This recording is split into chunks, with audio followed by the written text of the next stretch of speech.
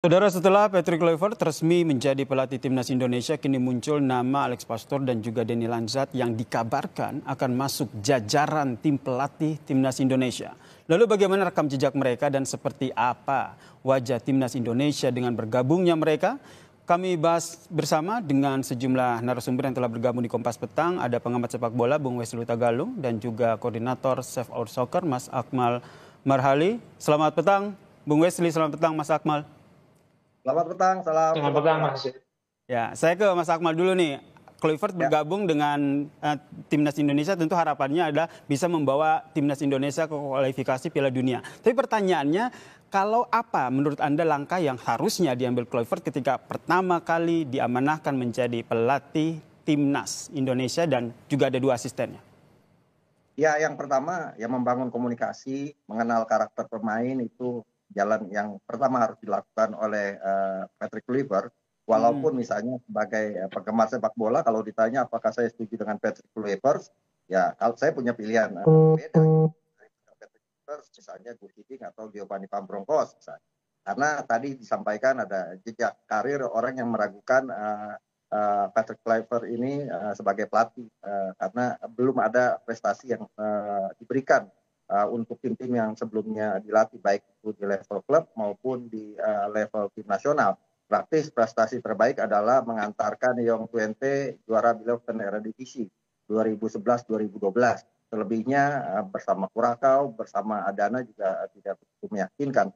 Jadi kalau diminta apakah saya setuju, saya tidak setuju. Tapi masalahnya ini sudah keputusan dari federasi yang memberikan kepercayaan kepada Patrick Kluivert untuk memimpin tim nasional kita. Jadi saya cuma berharap kalau bahasa saya kan setiap orang punya keistimewaan masing-masing yang dalam bahasa saya adalah hoki. Dan hoki itu kemarin dimiliki oleh Sintayong, keberuntungan yang sangat luar biasa atau garis tangan. Ya, kita cuma tinggal berharap memberikan dukungan, semoga Patrick Kluivert yang di dalam kurikulum vitae-nya menangani sejumlah tim sebelum menangani tim nasional Indonesia, rekornya tidak begitu meyakinkan, ya semoga bersama Indonesia keberuntungannya ada. Kenapa saya katakan keberuntungan mungkin ada? Yang pertama, mayoritas pemain kita adalah pemain diaspora yang berdarah Belanda. Artinya secara filosofi bermain mungkin sudah punya filosofi yang sama, gitu kan? Dibina, dibangun atau digembleng dalam sebuah filosofi sepak bola di Belanda. Mayoritas seperti itu. Kita kan cuma hanya Jordi Amat yang dari Spanyol. Itu yang mungkin bisa menjadi bagian yang kita harus optimis bahwa mungkin komunikasi yang akan dilakukan akan lebih mudah. Bung Wesley, pendapat atau apa yang menjadi catatan Anda?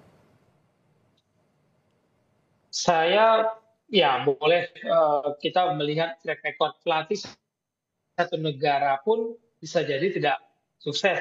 Apalagi track record Kluivert bukan pelatih yang sukses membangun tim dari waktu yang lama, waktu yang cukup panjang ya untuk berkompetisi di kancah, apalagi kita berjuang di Piala Dunia. Sebelumnya kan dia oke lah di Adana di Turki level atas, tapi bersama Curaçao saya pikir itu bukan track record yang bagus untuk pelatih mau bicara di Piala Dunia. Karena Louis van Gaal pernah melatih Belanda, kan ribut juga sama pemain Belanda. Kalau memang itu alasannya. Tapi kalau mundur lagi ya Mas Hasid, kebutuhan tim adalah menjaga komunikasi yang baik, menjaga harapannya. Kalau sudah tidak satu rel, sulit ya. Pelatih dan pemain kan harus satu rel. Tapi bagi saya, alasan bahwa pemain ikut menentukan strategi pelatih itu bagi saya sebuah risiko yang berbahaya. Karena wewenang dan tugas pelatih itu mempertanggungjawabkan pilihan dia, game plan, strategi, dan taktik ya dia mempertanggungjawabkan hasilnya, bukan pemainnya mempertanggungjawabkannya. Jadi akan banyak pembahasan ini, Mas Nasir. Kalau satu negara mungkin bahasa Inggris ada menjadi salah satu percepatan menyampaikan informasi yang lebih mudah diterima. Itu masuk akal karena semuanya pemain Belanda maupun dari Spanyol maupun dari Amerika itu bisa bahasa Inggris gitu. Mungkin nggak ini akan terjadi dengan Kluivert ini? Ya, sekarang komunikasi mungkin berjalan dengan baik. Tapi apakah benar tim ini ditentukan oleh kesepakatan sejumlah pemain sehingga kemudian terjadilah pergolakan? Itu terlepas dari itu, saya mengerti keberadaan timnas ini. Apakah pelatih itu tidak punya wewenang? Kalau itu alasan, ya memang SBY sudah harus meninggalkan karena ini kan em, biaya politik diaspora dan naturalisasi dengan percepatan dilakukan oleh tim federasi oleh lewat Erick Thohir itu biaya politiknya mahal sekali untuk kemudian gagal. Ibarat mata uang logam itu Mas Akhir, sisinya itu pelatih, sisinya pemain. Kalau pemain tidak berada dalam sisi yang sama, uang itu nggak berlaku, nggak jalan. Nah ini yang mungkin dilihat oleh federasi. Nah, tapi PSSI akhirnya sudah memilih Patrick Kluivert gitu. Yang kita harapkan adalah dengan hadirnya Patrick Kluivert, kemudian ada 2 asisten pelatih ini tentu membawa Indonesia ke depannya untuk, ya di depan ini kan ada kualifikasi Piala Dunia. Apa yang menjadi catatan Anda ketika ada Patrick Kluivert, kemudian ada 2 asisten pelatih yang juga akan bergabung untuk menghadapi pertandingan yang depan mata nih, waktunya juga udah mepet. Ya. Tetap mau siapapun ya pelatihnya waktunya mepet kok. Ini kan kompetisi lagi jalan. Paling pemain itu kumpul 5 hari. Berkumpulnya mungkin yang dari Eropa langsung ke Australia. Saya nggak yakin mereka akan datang ke Indonesia. Dari Indonesia baru ke Australia. Mungkin ketemunya di Australia. Latihannya bersama. Belum pernah, tidak akan ada waktu untuk uji coba. Tidak akan ada waktu untuk lama-lama beradaptasi. Langsung chemistry itu terbangun. Mungkin chemistry yang kemarin terganggu menjelang pertandingan lawan Cina. Dan kemudian sampai sekarang kita lihat ya narasi komunikasi politik, komunikasi sepak bola yang dibangun oleh federasi dan para pengamat itu memperlihatkan ada masalah di situ. Mungkin dengan kehadiran pemain-pemain diaspora dan pelatihnya sekarang dari luar yang satu bahasa, satu karakter, mungkin itu dianggap lebih mempercepat chemistry. Kalau menjanjikan hasil, belum tentu. Oke, ke Mas Akmal.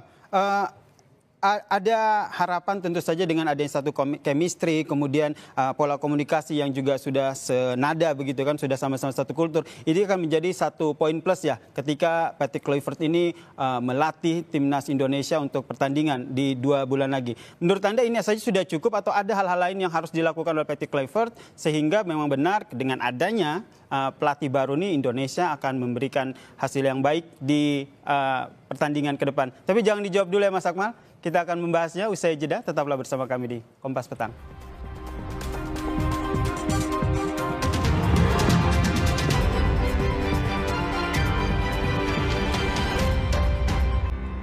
Kita masih membahas bagaimana wajah timnas Indonesia ke depannya pasca bergabungnya pelatih Patrick Kluivert dan juga ada 2 asisten pelatihnya. Masih bergabung bersama kami di Kompas Petang Saudara, pengamat sepak bola Bung Wesley Huta Galung dan juga Mas Akmal Marhali, koordinator Save Our Soccer. Saya ke Mas Akmal. Mas Akmal, kalau kita lihat memang tadi kata Bung Wesley memang waktunya terbatas, kemudian tidak hanya pola komunikasi tentunya yang harus menjadi modal, tapi ada hal-hal lain yang harus dilakukan. Dengan adanya 2 asisten pelatih yang memang sudah disampaikan tadi, ada Alex Pastor dan juga Denny Lanzat, menurut Anda apakah ini sudah cukup kuat untuk menggembleng timnas Indonesia di pertandingan selanjutnya?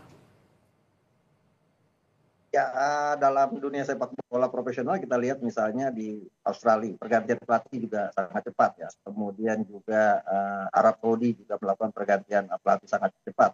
Jadi kalau ini pemain-pemain profesional yang senior, memang mereka juga harus bisa cepat beradaptasi dengan pelatih baru. Itu konsekuensi sebagai seorang profesional.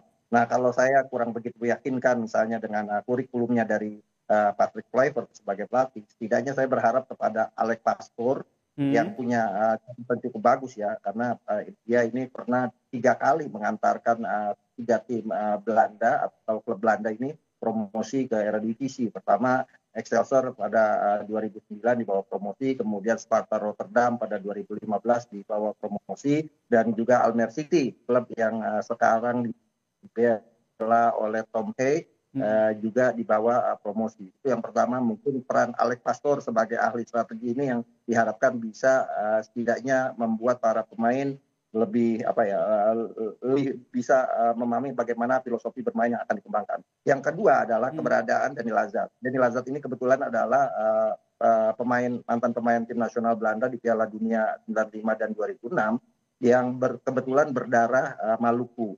Ibunya punya darah Maluku, jadi setidaknya ada kedekatan emosional dengan para pemain yang ada setidaknya dari Indonesia. Dan saya cuma berharap bahwa tidak ada lagi klaster-klaster di tim nasional. Nah, ini yang harus dibangun oleh pelatih baru di sini, baik itu oleh Patrick Kluivert, kemudian Alex Pastoor dan juga Dani Lazard. Jangan sampai misalnya pelatihnya semuanya dari Belanda, kemudian yang lebih mendapatkan perhatian penuh adalah pemain-pemain diaspora yang berasal dari Belanda. Gitu. Nah, ini yang dikhawatirkan akan mungkin menjadi konflik lagi di dalam di internal kalau ini terjadi. Jadi PR terberat dari Patrick Kluivert, kemudian Alex Pastoor dan Dani Lazard adalah bagaimana ketiganya ini bisa memahami dan bisa melihat sisi sosial kultural dari sepak bola Indonesia, bisa cepat memahami kultur sepak bola Indonesia sehingga bisa cepat beradaptasi. Kalau cepat beradaptasi ya begitu. Tapi kalau Bung Wesley sendiri melihatnya seperti apa? Apakah sudah cukup Patrick Kluivert dengan Alex Pastoor dan juga Dani Lazard? Apa perlu ada hal lain? Mungkin dari pelatih sebelumnya yang telah bersama dengan Sintayong ikut diboyong begitu sehingga sudah bisa jadi transfer informasi ke pelatih baru.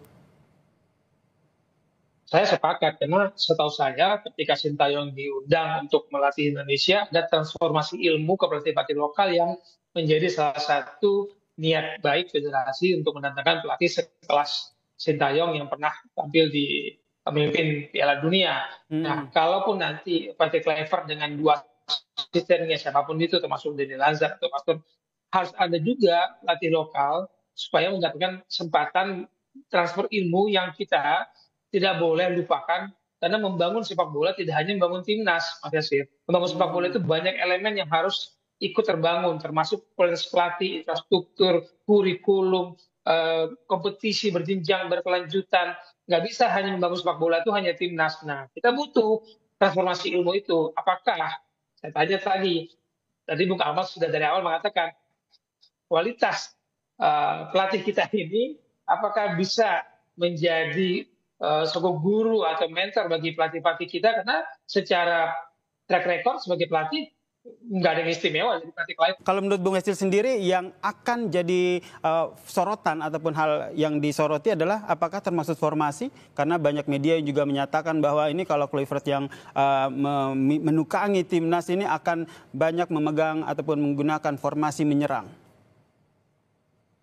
Sebagai pelatih, Mas Nasir, kita itu meracik strategi, game plan, taktik itu sesuai dengan kemampuan si pemain, kualitas si pemain. Nggak bisa kita paksakan gaya bermain A untuk pemain yang tidak bisa mengikuti. Dan itu adalah pelatih yang baik. Pelatih yang baik itu adalah mencari 11 pemain starter dia, kemudian kemampuan dia mengeluarkan kemampuan terbaik dari si...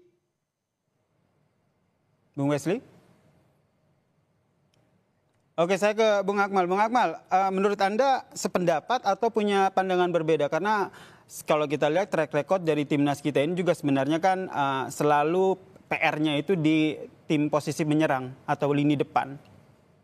Ya, kalau kita lihat kelas balik ke Sintayong, ada kelebihan di tim nasional Sintayong adalah kompleks defense, bertahannya bagus. Dan itu harus terus diadopsi ya, dijaga peninggalan yang bagus dari Sintayong, bagaimana kompleks defense yang bagus, tinggal bagaimana lini serang kita yang sejauh ini tidak begitu meyakinkan ya buat tim nasional kita sejauh ini, dan itu mungkin yang harus diperbaiki oleh Patrick Kluivert. Jadi menyempurnakan puzzle yang sudah dibangun oleh Sintayong sehingga kemudian tim ini bisa mewujudkan target-target yang dicanangkan. Itu yang pertama. Yang kedua, menurut saya yang paling penting adalah sejatinya Patrick Kluivert, Dani Lazard ataupun Alex Pastoor ini bukan orang Belanda pertama yang melatih tim nasional Indonesia. Sebelumnya bahkan awal-awal Jan Mastenbroek itu pernah melatih tim nasional Indonesia, walaupun ketika itu bahkan di Piala Dunia. Saya bahkan berpikir jangan-jangan perubahan pelatih ini dari Korea Selatan ke Belanda, kita ingin bernostalgia dengan 1938 ketika kita tampil di Piala Dunia dan ketika itu pelatihnya Belanda gitu kan, sehingga kemudian aura itu bisa dibawa di dalam perjuangan kita ke Piala Dunia 2026 ini. Kita juga punya pelatih legendaris dari Belanda, Will Pulper, yang banyak juga menanamkan filosofi bermain sepak bola di sini. Kemudian ada Frans van Basten, kemudian juga ada Henk Willems, terakhir Wim Lichtenbergen, dan terakhir lagi ada direktur teknik Peter Huistra, walaupun tidak begitu lama. Tapi dari pelatih-pelatih yang ada ini masa memimpinnya semua tidak ada yang lama, hanya satu tahun semua. Tapi kalau dari Bung Wesley sendiri, waktu tinggal beberapa bulan lagi untuk persiapan. Menurut Anda, apa yang menurut Anda yang nantinya akan dilakukan oleh Patrick Kluivert dan juga asisten pelatihnya sehingga benar-benar bisa menunjukkan performa yang baik timnas Indonesia di pertandingan selanjutnya ini? Bung Wesley. Ya, tadi saya menyoroti soal bahasa ya, bahwa persiapan kemampuan bahasa, kemampuan mendengar, melihat dan mendengar itu penting bagi seorang pelatih dan timnya. Dan bagaimana racikan strategi yang dibangun itu kan harus mengacu kepada tadi komposisi pemain yang dimiliki. Apakah yang dibutuhkan untuk saat ini? Kita butuh kemenangan. Tapi kalau kita bermain dengan hanya memikirkan kemenangan dan melihat permainan Australia kemarin, kita juga harus hati-hati dengan gaya bermain Australia yang menurut saya ketika kita main di kandang pun kita hanya punya 5 tembakan kalau nggak salah ya. Akmal waktu itu kita nggak bertitik waktu itu dan kita bermain dan sedikit defensif. Mungkin ini yang dikomplain oleh para pemain diaspora. Jadi mereka mau bermainnya sesuai dengan yang mereka inginkan dan itu harusnya bukannya disepakati, tapi itu sudah tujuan dari tim pelatih dan tim analisnya bahwa ini kekuatan kita, ini kekuatan lawan, ini yang cocok buat menghadapi lawan. Oke, yang jelas saya yakin Bung Wesley maupun Mas Akmal sepakat ya dengan adanya pelatih baru dan juga asisten pelatih ini harusnya bisa membawa timnas Indonesia lebih baik ya. Minimal bisa lolos ke kualifikasi Piala Dunia 2026. Terima kasih.